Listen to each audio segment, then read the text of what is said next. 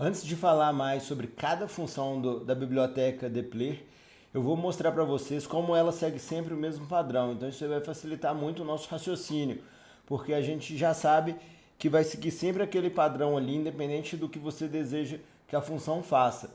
Então, quais são esses padrões? São 4 padrões que eu anotei aqui no nosso livro, que eu também vou mostrar para vocês como que funciona.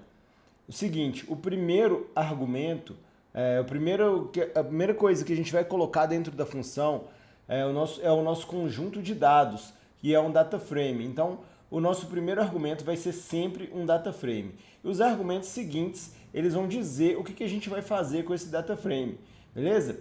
E uma característica também é que o resultado, né, o output ali, o resultado, vai ser sempre um outro data frame transformado, né, com o que a gente deseja fazer ali. A gente deu o comando em cima de um data frame e vai nos retornar outro data frame, beleza? E também, ao inserir o nome das nossas colunas, das nossas variáveis, a gente vai esquecer as aspas, né, que poderia colocar aspas ou então cifrão quando a gente vai se referir a alguma coluna no R.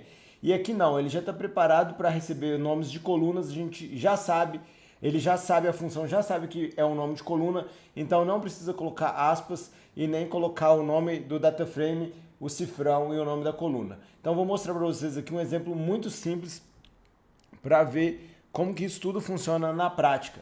Olha só, vou pegar aqui um dataset nativo do R, que é o mtcars.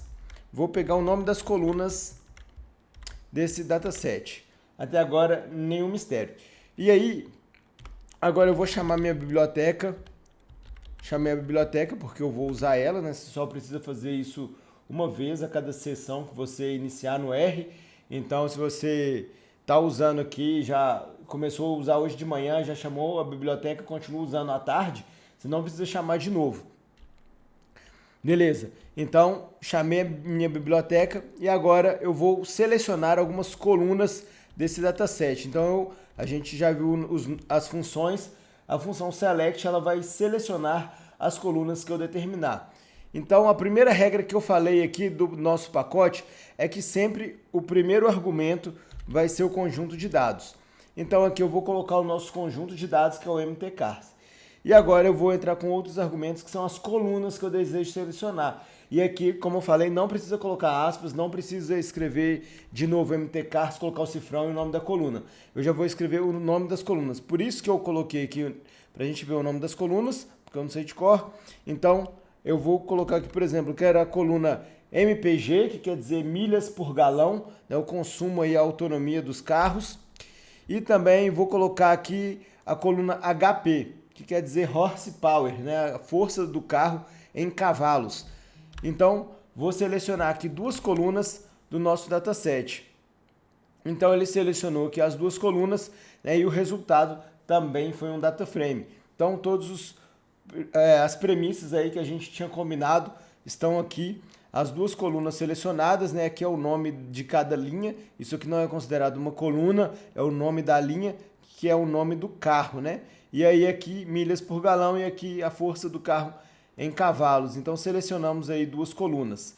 Beleza? Então esse é um exemplo muito básico de como funciona as funções da biblioteca dplyr.